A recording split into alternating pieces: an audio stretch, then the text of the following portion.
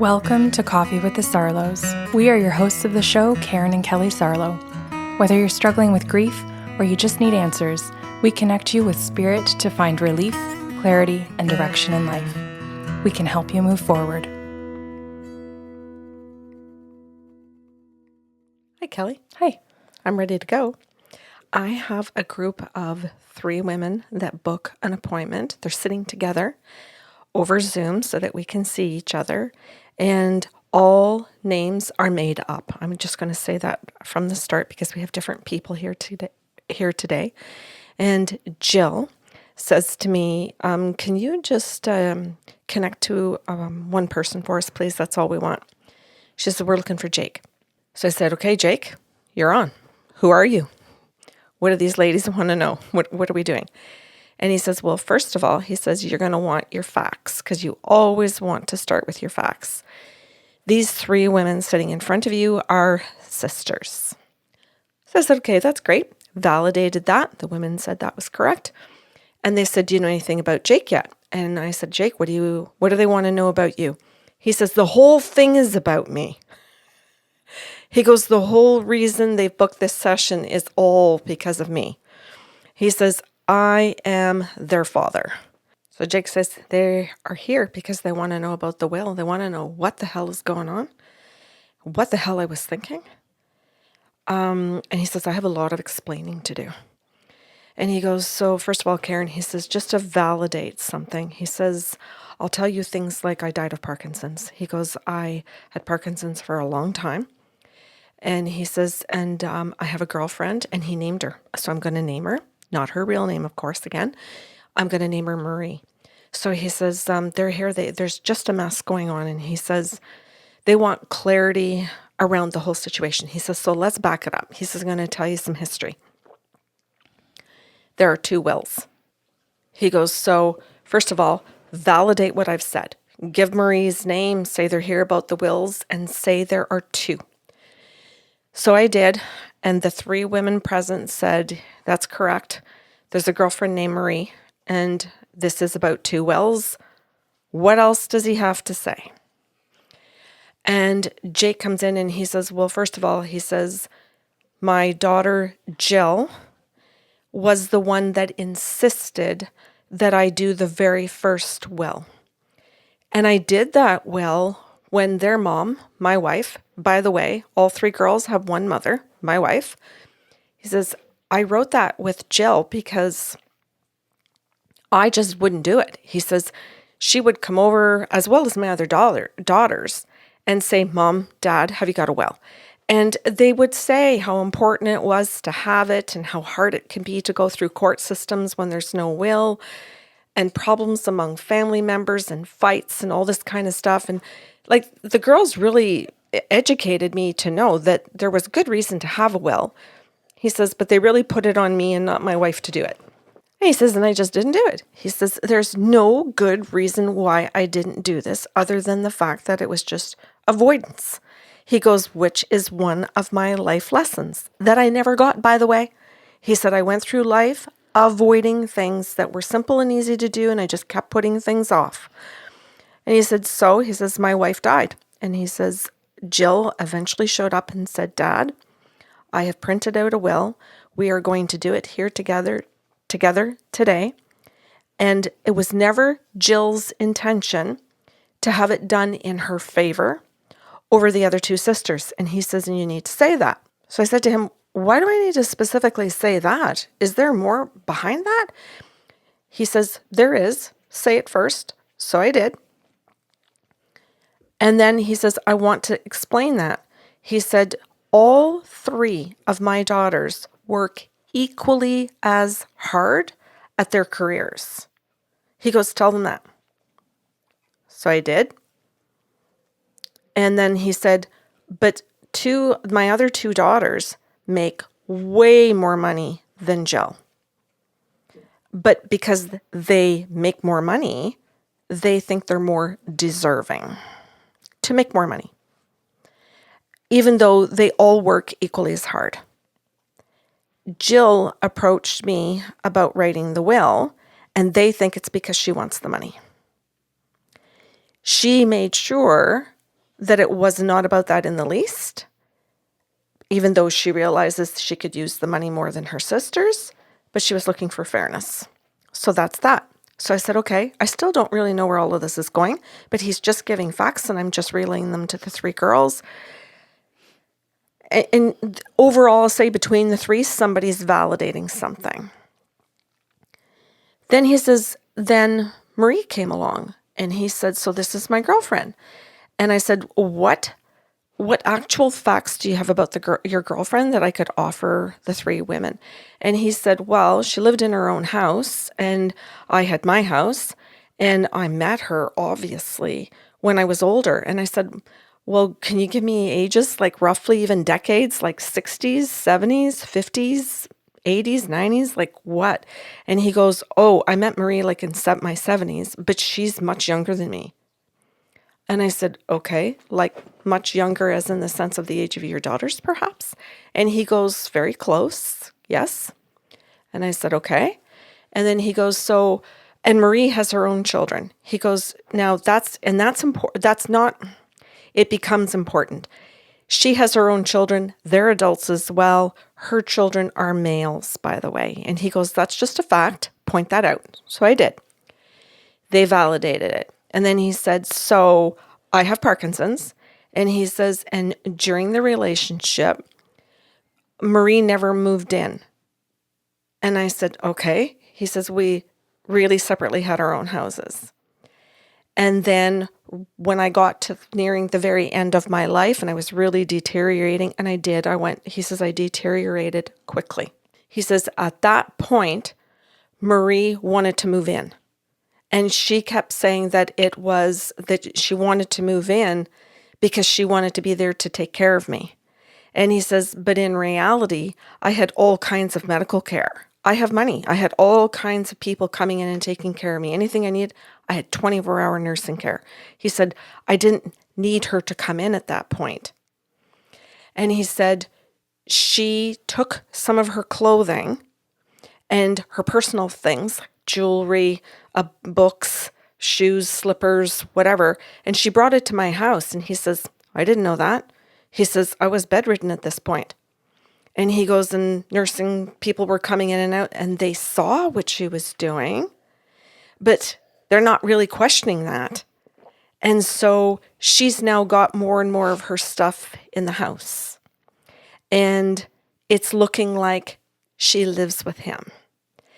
She takes, I don't know what you call it, Kelly, like if you buy it in a store, but she got, like Jill did, she got some kind of a will kit. She brings it over to his house and she writes out a new will saying that there had been an old will with like a note in it that in the prior will things had been given to his children, and it, like a handwritten or a typed up note, pardon me, but making it sound handwritten or like in his own language, that he had a change of heart and that he was giving his money to Marie. And that she could do with it as she saw fit, including giving it to her boys. So she has all of this like typed up. And then she creates a new will. And she goes in over, he said, several days, several weeks, trying to get him to sign it. Nobody knows what's going on. And then eventually, very close to his death, he signs that. He signs that will negating the first one, saying he's had a change of heart and all of these things, and that he's giving everything to her and that she's the one in control of everything. So I repeated this to the three women and they went, okay, this is Dad. Like this. And I said, is this the issue? Is this why you've booked this session? I said, am I in the right area? They said, oh, you are exactly where we need you to be. And we are so glad that you're talking to Dad. You keep going. We've got questions, but you seem to be doing a good job of talking to him. We'll interject if we need to. So I said, Jake, like, what do the girls need to know then? And because you've created problems. He says, well, first of all, he says, I want to say I'm very sorry. He says that I signed those papers. He says, but I also want to say I signed those damn papers under the influence of a ton of drugs. Yeah.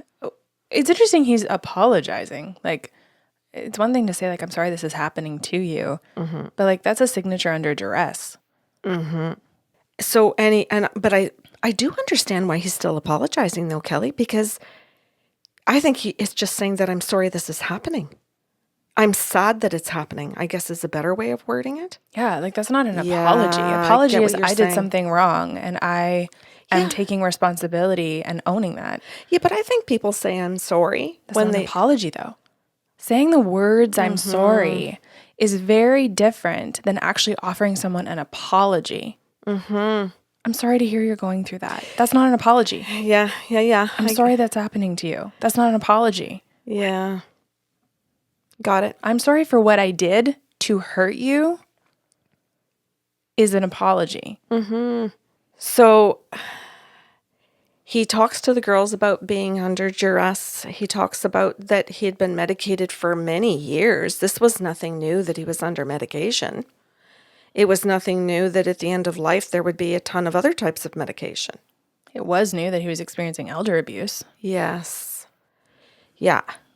So he explains, he tells them that he's sad that they're going through all of this mess and that they're mad at him. Fuck Marie. Yeah. She's the reason, she's the woman, right? This idea of a woman as to why we have a bad rap. Yeah. Yes. Right? Yes, exactly. Because there are, and just as you were starting to tell the story, I was thinking like, oh, fuck, I don't get that. Like the 20 years older male, like I don't get it both ways. Why you might want to choose someone that's your child's age. That doesn't make sense to me. And then it's like, okay, I don't want to really judge that too harshly. But then this, right? This is the thought that runs through people's minds to think like, okay, what is she trying to get out of this? Mm-hmm. Or what is that younger individual hoping for? Mm-hmm. Mm-hmm. And I'm sure for many adult children with aging parents, especially if they have money or property or, I don't know, anything really of value, how afraid they are that somebody's going to come along and do this to their parent. Mm-hmm. I've been in that situation. And it's been a really shitty conversation to have out loud to fully explain your intention as to why you're asking about law, right? Because Marie clearly understood what law looked like. Mm-hmm. You know, if she can prove, quote unquote, that she has stayed X number of consecutive nights in her partner's house, even though she's not on the mortgage or anything like that, then the law is going to look at her in a certain light. Mm-hmm. And this comes out in the session. He ends up saying to the girls, I know that when you arrived in town, because they're going to stay at Dad's, that's where they stay, Marie's stuff is at Dad's. Marie has put herself in Dad's saying, this is my home. What are you doing here? You can stay at a hotel. And they're like, we never stay at a hotel. We always stay with Dad. And what the hell are you doing here? Mm-hmm. And why is your shit here? We know you don't live here. Mm-hmm. So the three women, he confirms for them, I saw you having it out with her. Good on them. Mm-hmm. Right to the point where these three women called the police and said, she has no business being in our dad's house. And the police are like, well, or whatever that whole thing was. Jake talks about the fact that there are police that are called to the house because the girls are livid about what she's doing. And they are smart women. They know exactly what she's up to. They have suspected this through the relationship. They have checked in with Jake to say, are you living together? Are you married? How do you see this relationship? Mm-hmm. What do you call her? And he says, I call her my girlfriend. She has her own house. She has her own life and her own kids. She just comes and stays here for a bit. She drives me to my appointments. She helps me out a little bit. She picks up my groceries. It's like she's an employee. So all of this stuff, I just simply repeat to them. I say what Jake is saying about that, about what he's seeing, what he hears in their conversations.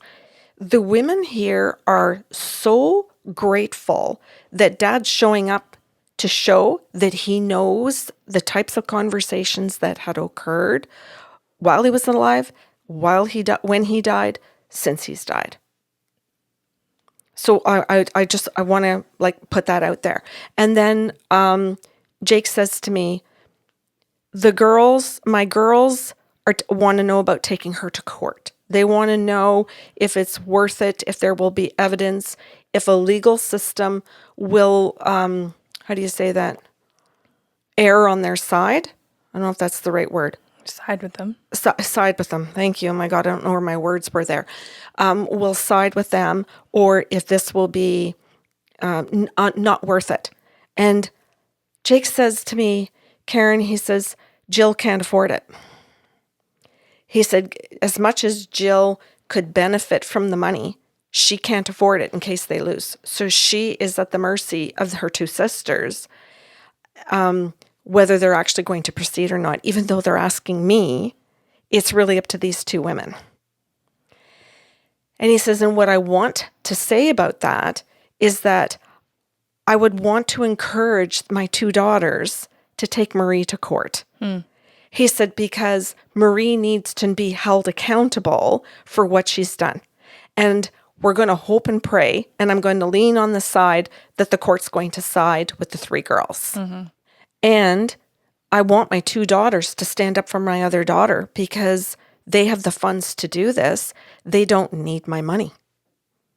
So it is going to be very clear that if they stand up and fight, that these two have to pay the bill and that they're doing it for their sister. Mm-hmm. He goes, this is really what this is now about.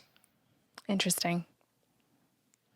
And Jill does not feel in her situation that she has the right to say, I want to take this woman to court. I want to hold Marie accountable. I need this money. All of the truths. But I need you two to do it for me because I can't. And you guys don't need the money, and it's going to be your headache.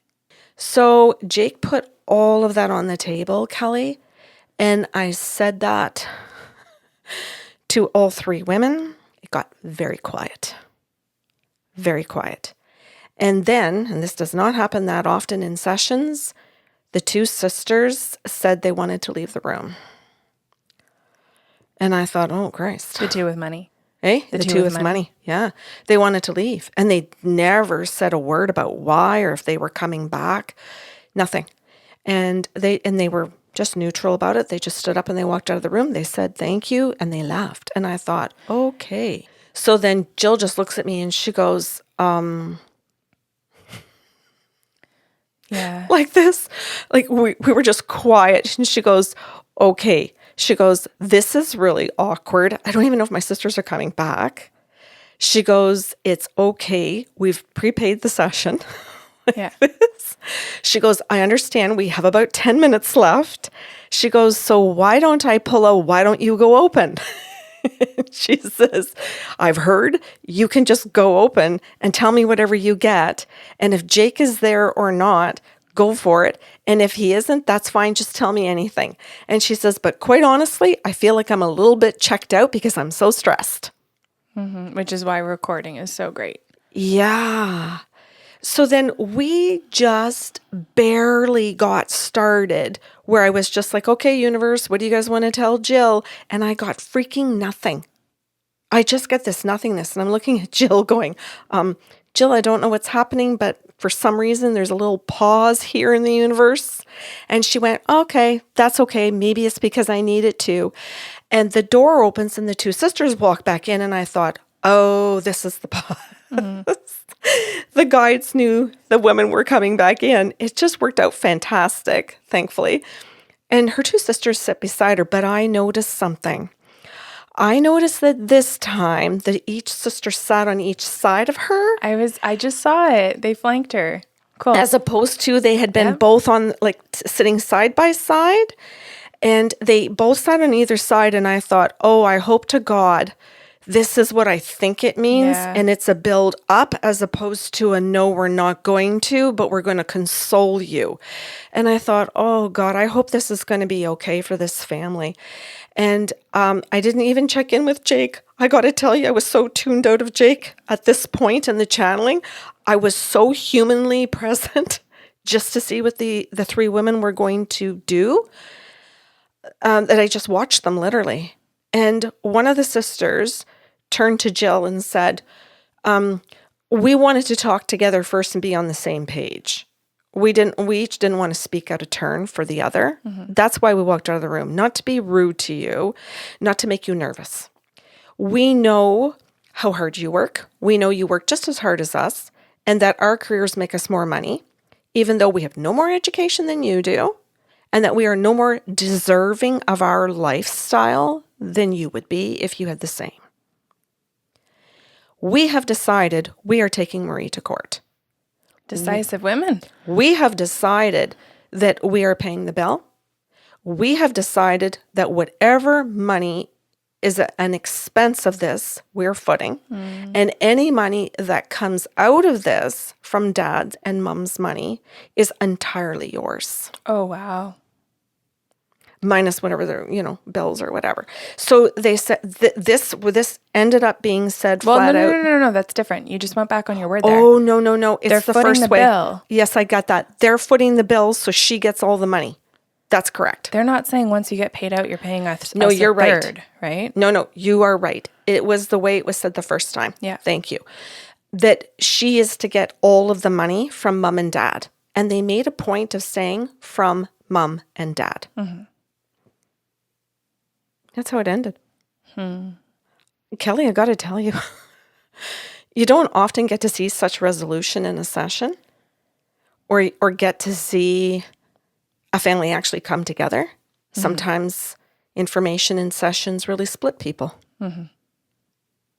and make some situations that were not good even worse. Yep. This is why I thought this was such a good session to share with people. Mm-hmm. And just the fact that Jake showed up to say, I created a mess because I constantly avoided situations. And that's not even true. I don't like this. Jake did avoid the initial will, but he did get it done. True. And then he signed under duress a completely fabricated fucking will. Very true. Like, sure, apologize for your lazy ass in the beginning. He did not create a mess.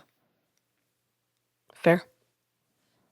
He actually loved and took care of his daughters. Yeah. And it sounds like his wife, when he was finally, at the point of, okay, I can make this will, I can sign this first one in the way that's going to take care of my family. Mm-hmm. Yep, that's good. I'm really happy that they had you. I'm really happy that they had their dad.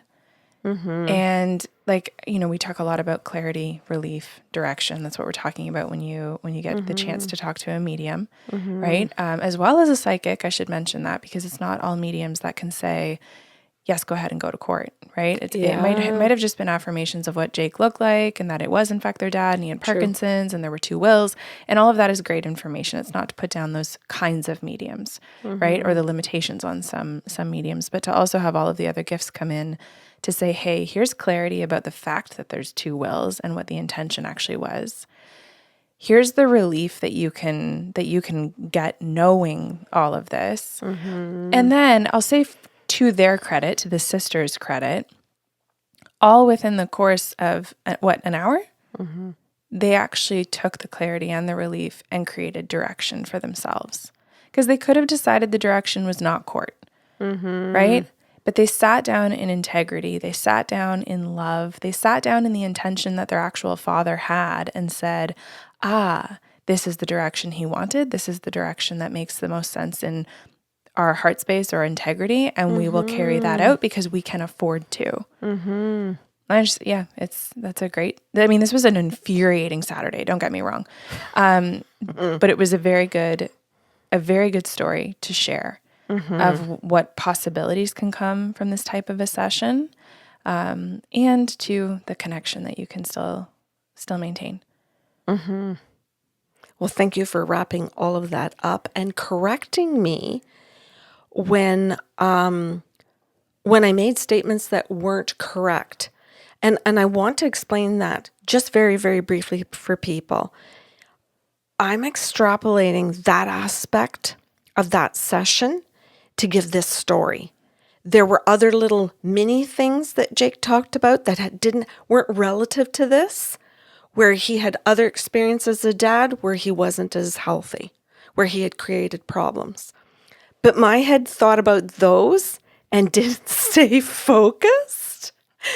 It stayed focused when I wrote this to put this together, but it didn't stay focused. And so those sentences slipped in here, and then you caught them and corrected them. And I thought, why did I say that? That doesn't make any sense because here. You have all of the backstory. And I want to say this too, okay? Just so people are like, what's happening? Yeah.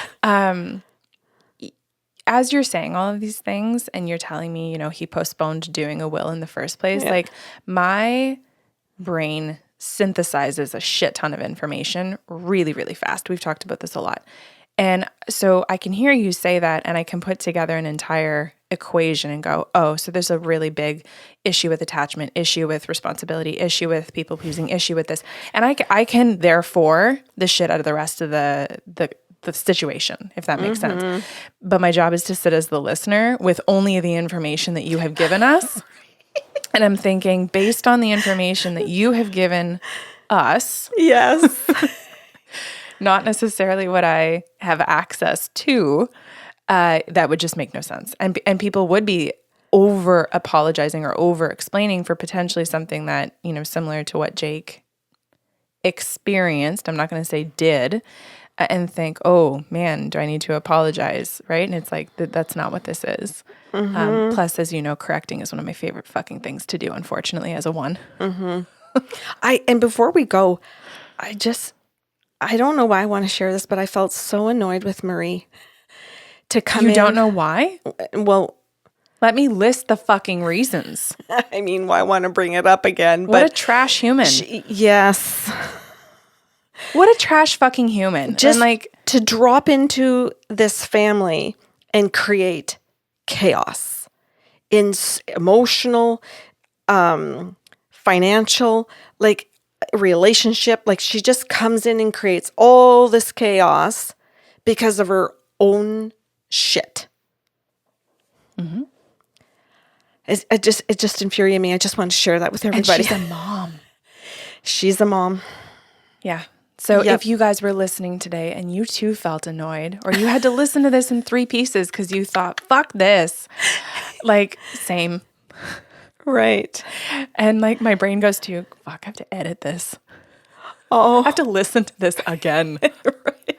I'm so sorry. No, it's good. And you know what? I really do. As you know, I listen from the listener's perspective, and I really, really try to have the same level of empathy that I think you guys will be listening with. And also draw out what you might be feeling and why you might be feeling it in case you're not sure of what those sensations or feelings are, so that you're also learning about yourself as you're processing information. So it is a fun job, even when the story sucks. Yeah, you did a great job loving these ladies. They did a great job loving each other. And at the end of the day, it is a very hopeful story because you're hearing 3 women taking really good care of each other. Yeah, and I think that's beautiful. Thanks for listening to Coffee with the Sarlos. If you enjoyed the show today, help spread the love with a like, share, or review of the podcast. See you next Saturday with a brand new episode.